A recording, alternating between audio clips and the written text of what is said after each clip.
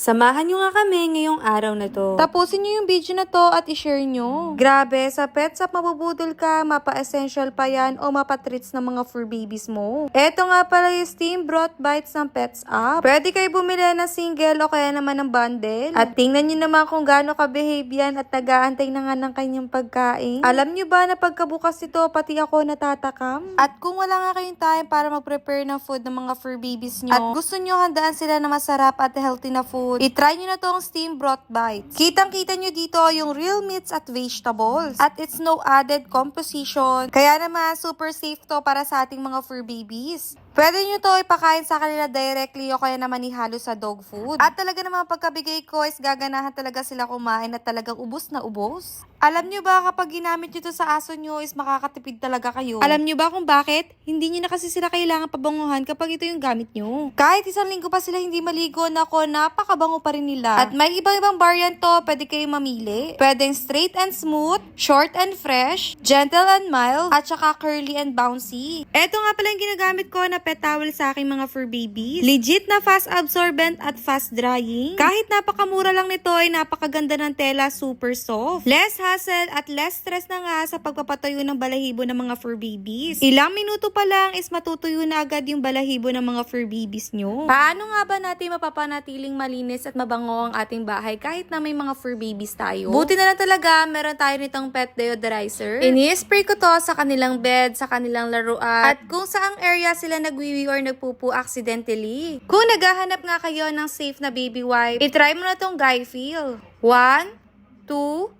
3, 4, 5 packs na ng Guy Feel Baby Wipe. 80 sheets na nga pala laman nito per pack. Pwede nga kayo mamili kung unscented o kaya naman candy scent. Organic at natural at hypoallergenic na din to, kaya naman safe na safe gamitin ito. Kung nagbibisikleta ka, hindi sapat ang tail light lang o kaya naman headlight lang. Dapat pareho kang meron yan para safe ka sa kalsada. Eto, sobrang mura lang, waterproof at rechargeable na. Malakas yung pagkailaw niya, pwede kayo mamili kung gusto nyo is naka-steady, blinky at iba pang light modes. At kapag ikakabit nyo na nga, ilagay nyo yung pinaka-rubber. At kung magbabike kayo tuwing gabi, sobrang liwanag nito. Kaya sapat na sapat to sa mga nagbabike tuwing gabi. Kaya para safe ka sa gabi, nako, bumili ka na din itong tail and headlight. Ito ay isang location tracker na kaya mag-trace ng isang bagay o ng isang tao kahit saan man siya magpunta. Perfect to ilagay sa motor, sa kotse, sa susi, sa wallet, sa student, sa anak nyo, at sa asawa nyong pinaghihinalaan nyo kung saan man sila nagpupunta.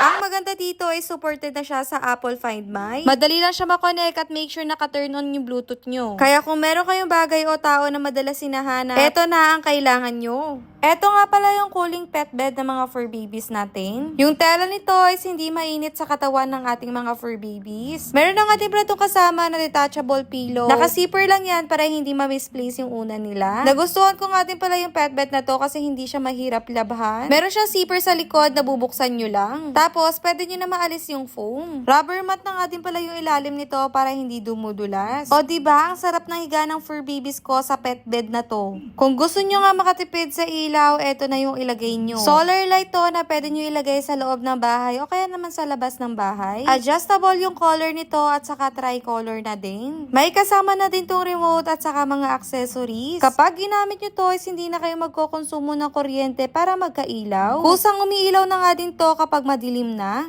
Naghahanap ka ba ng heavy duty pet bed para sa mga fur babies mo? Nako, subukat mo yung ganitong pet bed para sa mga fur babies mo. Tunay na bakal nga yung gamit dito kaya hindi ito magko-collapse. Madali lang siya i-assemble. At yung mismong bed nga nito is makapal, hindi siya mapupuni. At kayang-kaya nga pala dito kahit mga large dog pa yung ihiga dito. Deserve ng fur babies mo ang masarap na tulog. Alam mo yung feeling na gusto mo isama si fur babies kapag lumalabas tayo or gumagala? Kaso, nakakapagod din sila bitbitin at nakakangalat. Tumingin ako sa mall nito at napakamahal nga, at nung nakita ko nga sa online toys, napakamura lang pala. Tuwang-tuwa ako nung na-receive ko to kasi same quality lang siya nung nasa mall. Madali lang naman siya ma-assemble, ilagay nyo lang yung 4 na gulong at saka yung bottle holder. May kasama na siyang 2-leash cord at meron siyang mini packet sa likod. Yung 2 gulong sa likod is meron na nga din pala siyang lock para in case na naka-steady kayo is hindi siya aandar. Foldable to at up to 15 kilos na nga yung max capacity nito. Mabilis lang siya i-fold at saka magaan lang siya bitbitin. Madali na lang natin nililipat yung mga fur babies natin if may gulong yung mga pet cage nila. As for parents, napaka-hassle talaga if kailangan natin i-transfer si fur babies ng mga pwesto sa ating bahay. Buti na lang may nakita akong gantong cage at lakas nga maka-aesthetic. Less hassle na nga pala sa pagta-transfer. Less hassle na din sa pag-move sa ibang pwesto kung maglilinis ka. Gustong gusto ko din yung quality ng pet cage na to dahil matibay talaga. Gawa sa makapal at matibay na materyales itong pet cage na ito. May 2 doors na siya sa harap at meron na din siyang door sa taas. Kaya